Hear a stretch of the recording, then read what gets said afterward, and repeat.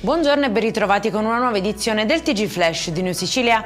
In apertura dalla regione siciliana arrivano 800.000 euro per i comuni virtuosi dell'isola. I fondi premieranno 9 amministrazioni che si sono distinte per sostenibilità, efficienza energetica, gestione del territorio e qualità della vita. Le risorse serviranno a finanziare nuovi progetti green e interventi per lo sviluppo sostenibile. Passiamo alla cronaca locale. 4 persone sono state indagate per la violenta rissa scoppiata a Ribera e culminata con un colpo di pistola. Per un 45enne l'accusa di tentato omicidio. Secondo gli investigatori avrebbe sparato contro un rivale durante la lite, ferendo però un'altra persona presente sul posto. Coinvolti nell'inchiesta anche padre e figlio e lo stesso presunto bersaglio del colpo.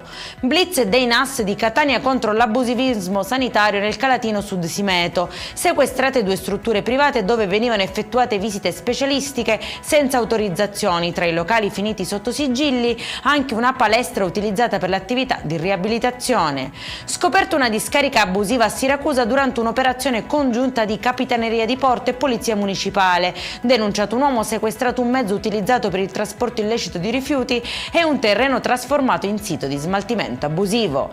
E in chiusura è stato fermato dai carabinieri un autista di bus ubriaco mentre procedeva zig-zag a Licata nell'Agrigentino. L'alcol test ha rilevato un tasso alcolemico quasi 3 volte oltre il limite consentito. Per il 35enne è scattata la denuncia e il ritiro immediato della patente.